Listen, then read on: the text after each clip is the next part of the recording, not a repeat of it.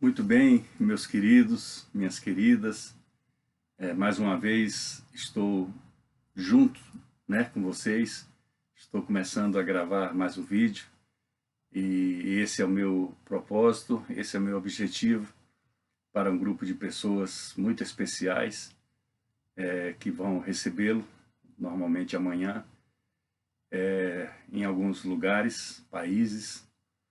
São familiares meus, são irmãos em Cristo, são amigos, né, de longas datas, outros nem tanto, mas é uma alegria, é uma responsabilidade muito grande diante de Deus, porque eu procuro seguir o que diz a sua palavra, eu creio nela, eu vivo por ela, e por isso que é uma responsabilidade muito grande. Como também eu oro sempre antes de gravar os vídeos, antes de preparar aquilo que eu quero compartilhar, dividir com vocês.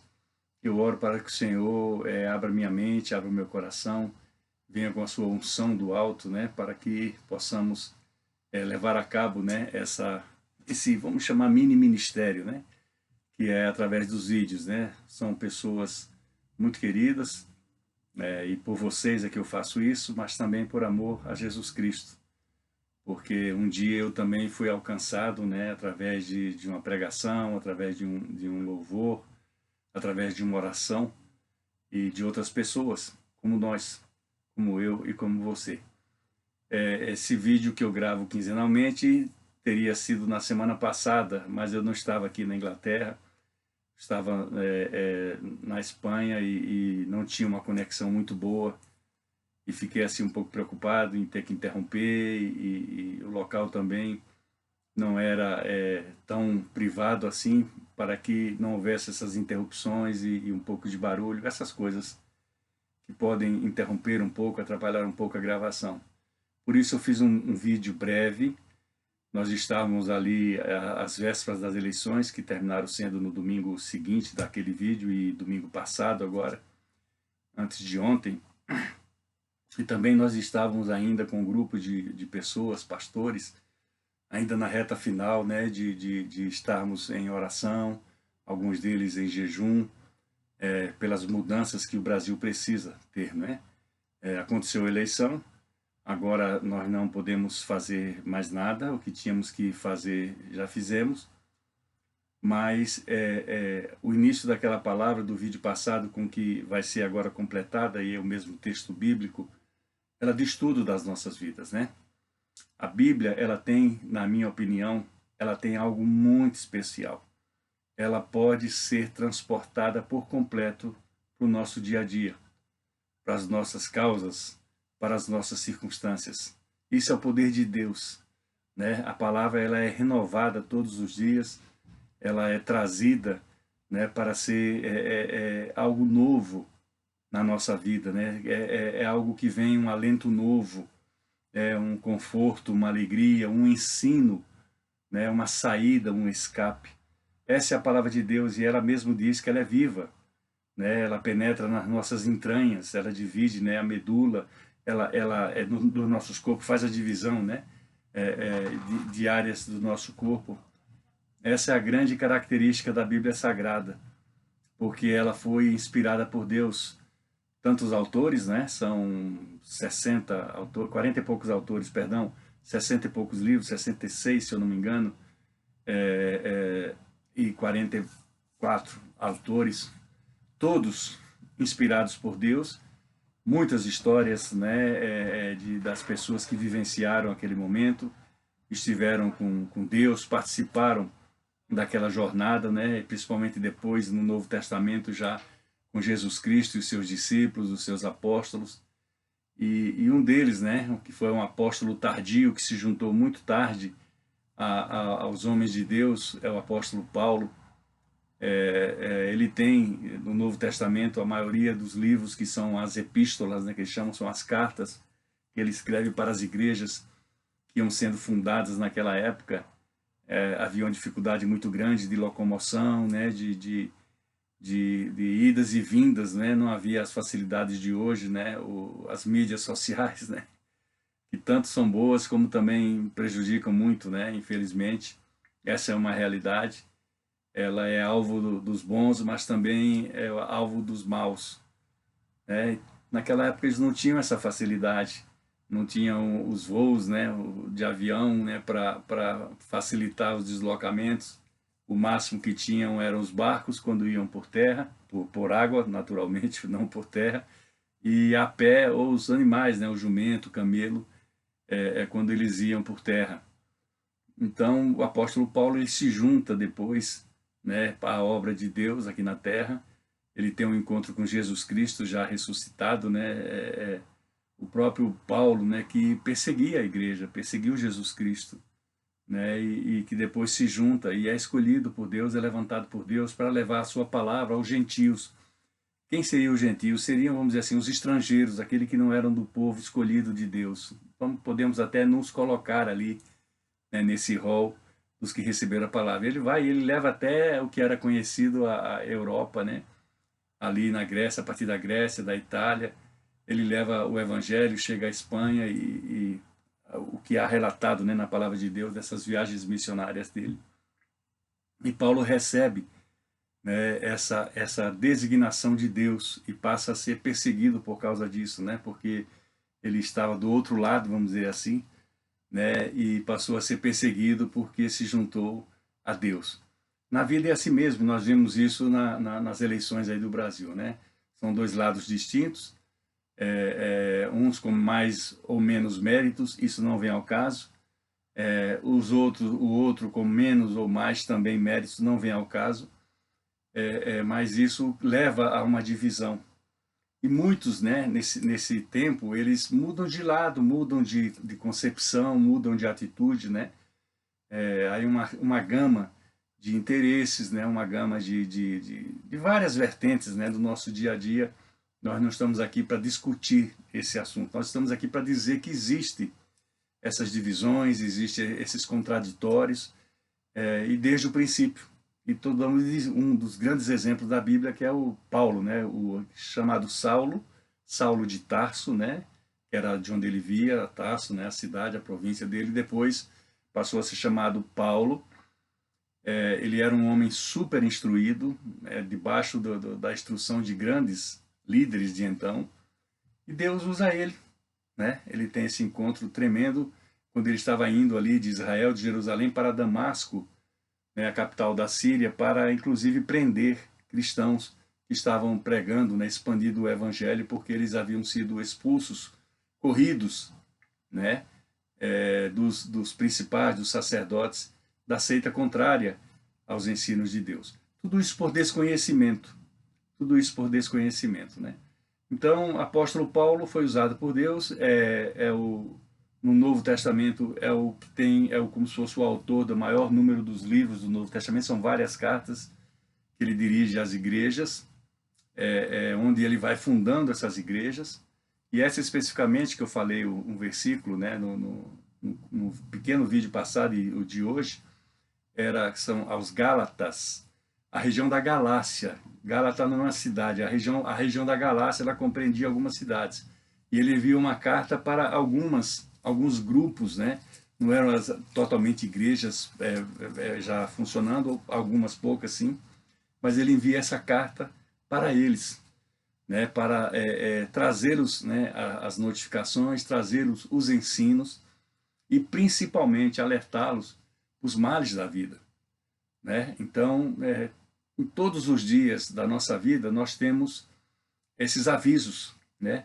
Nós somos alertados, nós somos ensinados, nós somos exortados, isso é uma expressão bíblica, né? Há uma crítica, às vezes, construtiva em nosso favor, e nós temos que estar atentos a isso daí, porque as nossas escolhas vão depender de muitas coisas, não só para as nossas vidas, mas para daqueles que estão à nossa volta, principalmente a família. Então, aqui nessa epístola de Paulo aos Gálatas, se você puder abrir a sua Bíblia, o livro de Gálatas era no Novo Testamento, tem os 4 primeiros que são os Evangelhos, depois Atos dos Apóstolos, que é quando começa a ser construída, né, a estrutura da igreja, depois vem as cartas, né, começam as cartas aos Romanos, né, depois a primeira e a segunda carta aos Coríntios, depois vem essa de Gálatas, segue de Éfeso, né? Efésios, sim. Éfeso era uma cidade, a carta aos Efésios. Essa cidade Deus me deu a oportunidade de conhecer, Éfeso, alguns poucos anos atrás. Então, na carta aos Gálatas, o apóstolo Paulo traz essas advertências que elas servem para a nossa vida. E principalmente aos nossos queridos aí do Brasil, né? Os tempos que virão são tempos com interrogação. Mas a nossa dependência, o nosso descanso tem que ser apenas em Deus. Muitas outras coisas nós podemos fazer, mas talvez a maior parte delas não. Mas nós temos que confiar, nós temos que acreditar e principalmente nós temos que obedecer. E é uma dificuldade, e eu vou depois expô-la, né, para todos nós, porque é uma dificuldade inclusive que já envolveu, envolve e possivelmente envolverá a minha vida nesses próximos tempos.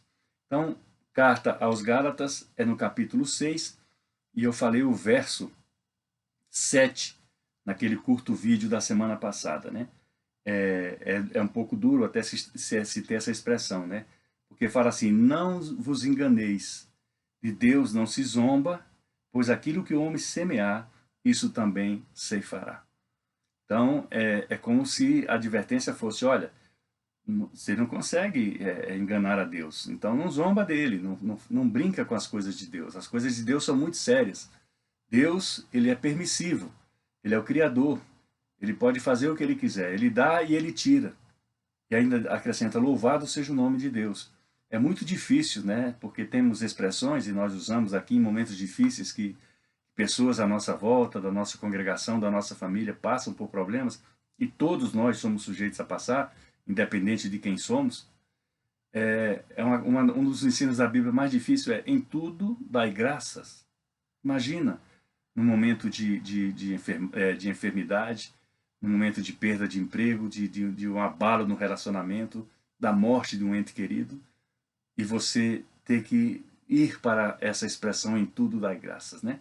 Mas se Deus nos determinou, se Deus nos mostrou dessa maneira, nós temos que procurar segui-la, porque há boas razões para isso, e nós vamos ver no decorrer do texto. Eu falei o verso 7, mas ele começa um pouquinho antes, no verso 6, esse trecho específico que eu quero compartilhar com vocês hoje. No meu subtítulo aqui da minha Bíblia fala assim: o que o homem semear, isso também ceifará. É a base do versículo 7. Tá? Mas é uma realidade. Ali é exposto dessa maneira porque se vivia uma vida agrícola na maior parte do tempo em que a Bíblia é escrita, né? A história do povo de Deus, desde o princípio, né? Desde os patriarcas, depois desde o Egito. Tudo isso aí, o pano de fundo é uma vida agrícola, totalmente diferente da nossa. Não que nós não tenhamos isso, mas a vida era totalmente agrícola. Nós temos aí no Brasil a pujança, né, do agronegócio. É algo que já sustenta o Brasil há muitos anos. Poderia estar ainda em melhor condição, mas infelizmente, né, as classes políticas, na maior parte das vezes, elas olham para si mesmo e não olham para o povo, né, não olham para a nação. E tomam as suas medidas só para aquele período que estão ali no poder. Mas é algo que vem sustentando o país há muitos anos, passou por muitos governos e sempre o agronegócio brasileiro ele foi vitorioso, ele foi vencedor, né? E olha que nós temos uma pequena área apenas de plantio, né, do vasto território brasileiro utilizado, né, para essa área agrícola, né? Hoje o Brasil ele é um exemplo no mundo. Eu acho que em torno de 1/5 do mundo, né, se eu não me engano, um pouquinho mais, 1 bilhão de pessoas, né, são atendidas pelo agronegócio brasileiro. Isso é algo tremendo, é algo fantástico, né? Vindo de uma região agrícola, de um tempo agrícola em que tudo isso se constituiu através do plano de Deus, isso nos dá um alento muito maior ainda para isso, né?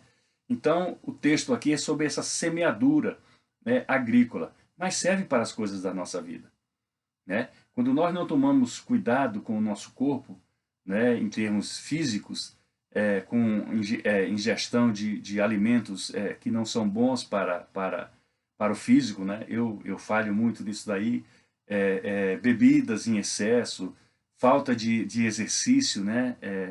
Uma série de coisas. Nós estamos prejudicando o nosso corpo. Na verdade, nós estamos atraindo, né, dando brechas para que venham enfermidades, venham problemas de saúde ao nosso corpo. É a mesma coisa, nós estamos semeando isso no nosso corpo através de atitudes, né, de atos, né, de maneira de vida, né, que não deveria prosperar conosco, nós não deveríamos investir nisso daí. Mas serve para todas as outras áreas. Né? No trabalho, né, quando você se dedica, você começa a ganhar admiração, não só dos seus colegas, mas da sua chefia, dos seus superiores. Na escola, quando você também começa a estudar mais, você aprende mais, você tem boas notas, você começa a ter boas referências dos seus professores, né, dos seus coordenadores. Isso em todas as áreas da nossa vida. Então, isso serve, esse texto, entre aspas, agrícola, serve para o nosso dia a dia, né? Serve para os pequenos detalhes da nossa vida. E começa assim, Gálatas 6, verso 6. Anote, você não precisa ler agora, enquanto eu estou lendo aqui para você, depois anote e você lê, pode ler até o capítulo todo, porque ele traz um entendimento, ele tem, são vários versículos, nós separamos alguns, porque normalmente não dá tempo a abordar tudo, né, num determinado período de minutos, né? Então a palavra de Deus diz isso. Gálatas 6, verso 6. Mas aquele que está sendo instruído na palavra, faça participante de todas as coisas boas aquele que o instrui. Veja bem, aquele que está sendo instruído, está sendo ensinado, está sendo capacitado na palavra, faça-se participante de todas as coisas boas aquele que o instruiu. Então, além de ter na teoria, traga a prática também. Traga a prática para a sua vida das coisas boas que você recebeu, das instruções, dos ensinos, dos caminhos. Traga a prática para a sua vida. É um ensino. Entende? Então faça as coisas boas. Se você recebe uma coisa boa, divida com outras pessoas. Se você é abençoado por Deus, divida parte da sua bênção com outras pessoas. Invista no reino de Deus. Invista na vida de outras pessoas. Ajude de alguma maneira. É isso que diz aqui a palavra de Deus. E isso é para todas as áreas. Você passou por um momento difícil na sua vida, às vezes você nem compreendeu para quê, mas na verdade Deus estava te preparando para você socorrer pessoas mais na frente que estivessem passando esse mesmo problema. É assim, as coisas de Deus são assim. Ele nos prepara dentro da tempestade. Ele não pode nos preparar quando tudo vai bem, quando não há tempestade, quando todas as coisas estão funcionando bem ao nosso lado.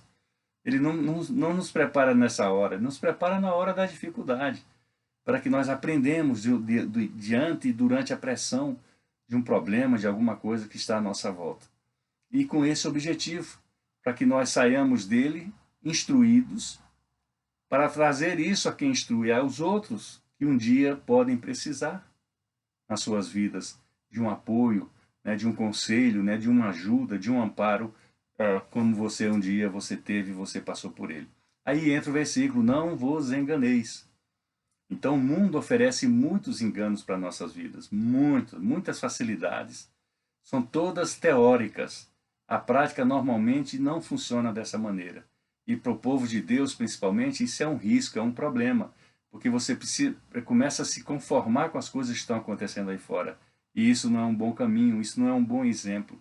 Você tem que olhar que você é exemplo para os teus filhos, para a tua esposa, para os teus colegas de trabalho, às vezes dos teus colegas da universidade, da escola, da comunidade. Você é um exemplo. Então você tem que agir como tal. Então aquilo que você recebeu, a instrução, né, você está numa posição hoje diferenciada, você tem que levar para quem instrui também. Entende? Deus vai te dar essa capacitação, Deus vai dar essa unção para que você possa fazer isso. Então, de Deus, não vos enganeis. Primeiro, não se engane a si mesmo. Isso é muito comum na nossa vida. A nossa vaidade, né? Às vezes a nossa arrogância, né? O nosso saber, entre aspas. Tudo isso aí pode nos trazer enganos. E nós não fazemos muita forças para mudar, mesmo quando nós sabemos que necessitamos mudar. E aqui diz, não vos enganeis. De Deus não se zomba, ou seja, não faça graça com as coisas de Deus. Cuidado quando você menciona as coisas de Deus na vida de alguma pessoa, na sua própria vida, na vida da sua esposa, da sua família, dos seus amigos, colegas de trabalho. Cuidado quando você se refere a determinados assuntos do dia a dia, corriqueiros da nossa vida, com Deus no meio como exemplo. Temos que ter muito cuidado. E fala e alerta, diz isso, não se zomba de Deus, porque aquilo que nós semearmos, aquilo que nós dissermos, aquilo que nós plantarmos, aquilo que nós informarmos, aquilo que nós instruirmos, é aquilo que nós vamos colher. Então, se as coisas forem boas, só pode voltar coisas boas. Apesar de, às vezes, nós sermos surpreendidos, né, por reações de pessoas à nossa volta, em quem confiamos, de quem amamos, gostamos, nós temos, às vezes, decepções, mas é a fragilidade da alma das pessoas. Nós vamos ver aqui no caminhar desse texto. Entende? Então, nós temos só que ter o bom senso, né? Escutar o que diz a palavra de Deus, o ensino da palavra de Deus, na certeza de que, quando você semeia alguma coisa, você vai colher dessa semeadura. Agora, o que você vai colher depende do que você semear. Depende do que você fizer para que essa semente dê fruto, né? Para que ele cresça, né? Então, é opção, é escolha. Isso é individual, isso nós não podemos fazer através de grupos, partidos políticos, né? Lideranças daqui e acolá. Não, isso é muito pessoal, né? E é do livre-arbítrio que Deus dá a todos nós. A palavra de Deus nos ensina, mas não nos obriga. Isso é uma questão mesmo de foro íntimo de cada um de nós. E continua o verso 8. Porque o que semeia para a sua própria carne, da carne colherá a corrupção. Mas o que semeia para o Espírito, do Espírito colherá a vida eterna. Veja aí, são duas coisas distintas, que muitas pessoas às vezes não conseguem entender. O que semeia para a própria carne, ou seja, para a alma nós não conseguimos converter. Não conseguimos. Porque a alma domina todos os nossos sentimentos, né? Os nossos gostos, né? As nossas necessidades. É a alma quem domina isso daí. Então a palavra nos alerta, nos ensina assim, que o que nós semeamos com a coisa da alma, da carne, né? Nós não conseguimos semear que não seja para a corrupção. E a corrupção aí no Brasil tem um contexto que muitos se enganam com ela. Muitos de nós quando falamos de corrupção política, né? do desvio de verbas públicas, por exemplo. Então, na concepção de muitas pessoas, corrupto só o político, mas não, nós nos enquadramos nessa faixa também. Vou dar 2 ou 3 pequenos exemplos que nós temos que estar atentos para isso aí. Nós somos corruptos quando nós cometemos alguma infração de trânsito e tentamos dar um dinheirinho, uma cervejinha, para o policial não nos multar. Isso é corrupção. Nós somos corruptos quando nós furamos uma fila num determinado órgão para poder ser atendido primeiro ou para receber um documento dias antes do prazo que normalmente todos têm para receber esse documento. Isso é corrupção. Entende? Então, muitas vezes a gente aponta com muita facilidade o dedo para as outras pessoas, mas nós mesmos praticamos a corrupção no nosso dia a dia como uma coisa costumeira, porque ela não é, tipo assim, violenta, ela não é majoritária, né? não são importâncias grandes, são coisas que não atrapalham isto ou aquilo. Não. É corrupção. Isso vem da alma. Então, o que nós semeamos as coisas para a alma, nós semeamos para a corrupção. A corrupção é isso, é você fazer o que não deve, você transferir, né, para si ou para outro vantagens que não deveria ter ou obter. Então, isso é a corrupção, e nós temos que ter muito cuidado por isso que nós não podemos semear as coisas da própria carne, porque nós vamos colher com isso corrupção, nós vamos colher com isso contenda, nós vamos colher com isso divisão, inimizade, brigas, separações, né, de toda sorte, né? Mas o que semeia para o Espírito, do Espírito colherá a vida eterna. Que Espírito esse? Paulo já está num contexto diferente do Velho Testamento. O Espírito do Velho Testamento é o Espírito vivente, do ser vivente, todos eles têm, né? Agora, esse Espírito aqui é o Espírito Santo. Por quê? Porque quando Jesus volta, depois da ressurreição dele, ele volta ao Pai, né? Ele volta a Deus. Mas vem o Espírito Santo, ele envia o Espírito Santo como consolador, como aquele que vai ocupar o lugar de Jesus aqui na terra, né? No passado era Deus que estava aqui na terra, através dos seus profetas, dos seus sacerdotes, e às vezes até de algum rei com que ele tivesse mais afinidade. Então Deus usava essas pessoas que ele elegia, que ele escolhia e que às vezes falava face a face, são poucos na Bíblia, mas no Velho Testamento, era aquele tempo. Quando ele via Jesus aqui para a terra, Deus vem como homem, porque é uma trindade, né? Deus Pai, Deus Filho e Deus Espírito Santo. Isso nós não podemos nunca separar. É uma trindade, mas ele vem como homem, vem como filho, porque é uma hierarquia espiritual.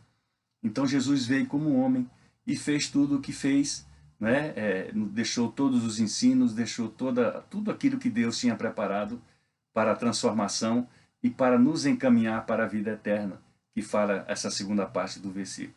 Quando Jesus volta, ele fala assim: vos enviarei o Consolador, né? Vocês não ficarão desamparados. Só que esse Espírito Santo é algo individual. Eu não posso passar o Espírito Santo meu para você, vamos dizer assim. Nem você para a sua esposa, para os seus filhos. Não, não podemos fazer isso. É algo individual. É uma conquista individual, que a comunhão, o seu dia a dia, seu comportamento, a sua maneira de agir, tudo isso faz com que esse Espírito Santo ele brilhe na sua vida cada vez mais.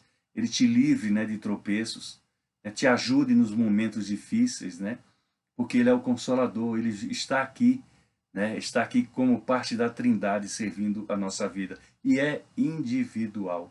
Nós não conseguimos mudar, né, o Espírito Santo, né, passar uma procuração para que ele atenda outras pessoas, não. Por isso que quando nós escolhemos as coisas para o Espírito, as coisas boas da vida, as coisas boas dos ensinos que nós recebemos, nós vamos colher a vida eterna, diz a palavra de Deus.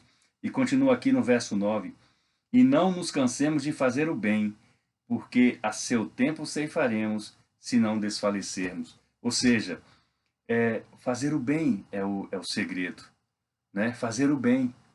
Né? Às vezes você não pode ajudar alguma pessoa de alguma forma, com alimento, com roupa, até com dinheiro, mas você pode orar pela vida dela.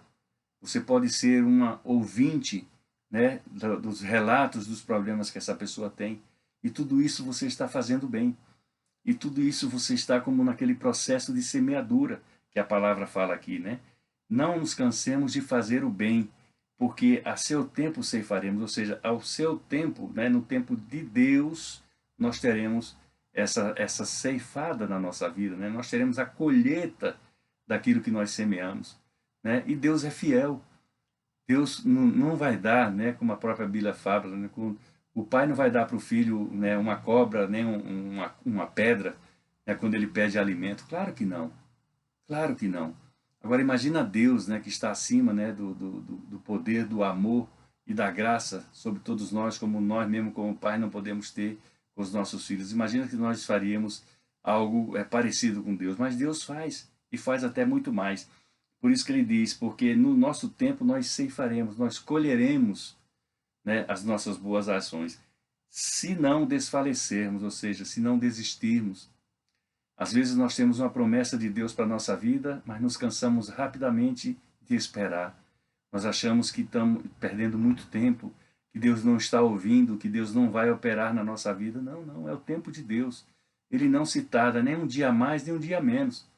Muitas vezes nós queremos alguma coisa que nós não estamos preparados para recebê-la. Essa é a grande realidade, esse é o grande conflito do cristão de uma maneira em geral. Primeiro, que não se deve ficar esperando nada em troca. Não adianta nós sermos bonzinhos para sermos contemplados. As coisas de Deus têm coerência, são equilibradas, né? Aquilo que você tem que fazer de maneira correta para poder receber de maneira correta.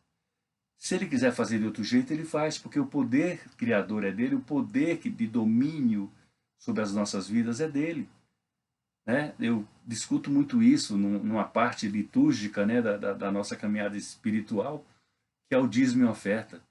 Nós não podemos ter a motivação de dar o dízimo para sermos abençoados por Deus. Não, o dízimo nós damos como uma forma de agradecimento. Né? Nós separamos o dízimo por ensino da palavra de Deus como uma forma de agradecimento e investimos com ele na obra de Deus aqui na terra. Né? Agora, Deus, se ele quiser abençoar alguma pessoa, ele abençoa, seja dizimista ou não. É problema de Deus isso daí. Nós não podemos entrar nessa disputa, vamos assim dizer, né? Deus faz do jeito que Ele quiser. É como a salvação, ela é individual, né? Se uma pessoa é má, má e má a vida toda, e no leito da morte, num hospital, em casa, onde seja, ela se declara a Deus, é problema de Deus com ela, de Deus salvá-la. Nós não podemos interferir nisso daí.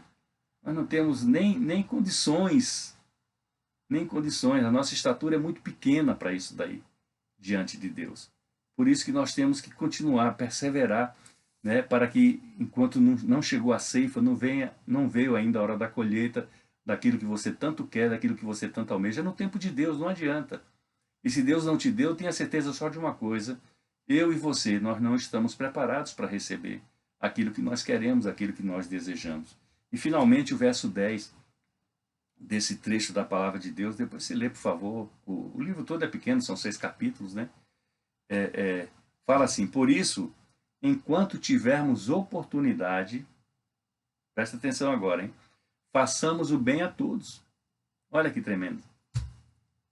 Façamos o bem a todos, mas principalmente aos da família da fé. Aí ele faz uma diferença. Por quê? Não é separando o joio do trigo, não. É porque nós temos que ter a preferência, sim. Nós temos que ajudar uns aos outros. A palavra fala para nós ajudarmos a todos, mas preferencialmente aos da fé. Por quê? Porque os da fé lutam como nós. Eles semeiam como nós, eles ceifam como nós. Eles não convergem as suas coisas para a carne, mas sim para o espírito. Então, há essa diferença no mundo espiritual. Nós temos que fazer com que as pessoas compreendam, convidá-las a participar, né, dessa diferença de colheita, de semeadura principalmente. Começa a semear coisa boa, meu querido, minha querida. Começa até naqueles que são teus inimigos, vamos assim dizer, aqueles que são contrários, aqueles que pensam diferente de você. Começa a semear coisa boa na vida dele.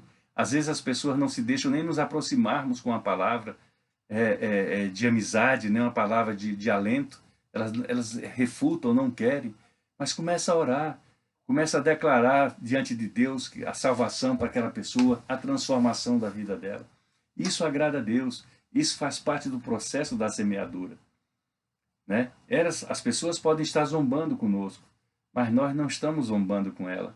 Nós estamos entregando a ela o que nós podemos entregar, que é o amor de Deus, é a oportunidade dessa mudança, dessa transformação. Porque a advertência fala de Deus não se zomba, e nós não podemos passar por zombadores. Nós alcançamos algo que nem todos alcançaram ainda, mas nós temos que respeitar o tempo de cada um deles.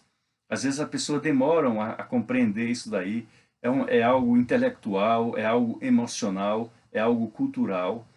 Então as pessoas têm dificuldade de compreender, às vezes, os propósitos de Deus para as suas vidas. E nós somos esses instrumentos, porque nós somos instruídos, a palavra fala aqui. E nós temos que usar essa instrução até para aqueles que nos instruem. Veja como são as coisas. Deus não faz acepção de pessoa. Deus não separa o mestre do aluno, né? Deus não faz nada disso. Deus apenas quer que nós convivamos como uma semeadura única de coisas boas, para que todos à nossa volta possam colher dela também. Esse é o propósito de Deus, é o propósito da salvação. Quando Jesus vai para aquela cruz do Calvário, ele morre por todos, os bons e os maus. Ele morre pelos corruptos, pelos ladrões, pelos adúlteros, pelos pecadores. Ele morre por todos, porque o plano de salvação é para todos. Eu e você, nós podemos fazer a distinção de pessoas, mas Deus não faz. O amor dele é muito mais do que qualquer distinção, do que qualquer projeto, do que qualquer caráter, qualquer personalidade desviada de cada um de nós que podemos carregar na nossa vida. Mas a instrução está aqui na palavra de Deus. Nós não podemos deixar isso como se não valesse nada, ou não tivesse nenhum sentido, não. Nós não podemos de maneira nenhuma. Nós temos que fazer valer aquilo que Deus tem nos ensinado ao longo das nossas vidas. É o que diz a palavra, e esse texto, né? É o que diz que nós devemos receber essa instrução, guardá-la, estudá-la, praticá-la, para que ela cresça. Tem na sequência que eu trouxe na palavra para a igreja, para a nossa congregação, das parábolas de Jesus, sobre essa parte específica, né, do joio e do trigo, né? Do celeiro maior para guardar uma colheita maior.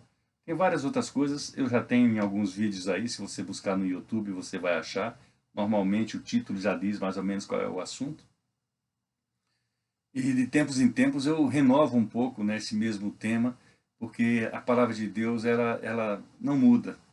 E ela se adapta, como eu disse no começo, a todo e qualquer momento das etapas, das causas, das circunstâncias da nossa vida. Porque Deus é o Senhor, porque Deus é o Criador. E Ele pode fazer isso, Ele pode fazer isso em nosso favor. E eu estou aqui em favor, né, dEle, né, para poder passar, para instruir aquilo que eu fui instruído, passar aquilo que eu recebi, né, como uma forma de mínima de retribuição, de graça pelo que o Senhor fez pela minha vida. E com certeza tem feito pela vida de cada um de nós. Tá bem assim? Então, olha, abra a tua mão.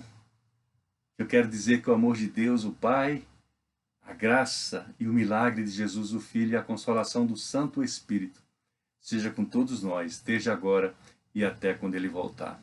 Amém? Passe esse vídeo para outra pessoa. Estamos juntos, qualquer que seja a circunstância. Aí no Brasil passaram por uma eleição dura. Teremos tempos difíceis, mas o Senhor governa. O Senhor tem um controle. Nós temos que crer, porque a palavra de Deus não falha. Amém? Um beijo no seu coração e até um próximo vídeo daqui a 15 dias, em nome de Jesus. Bye, bye!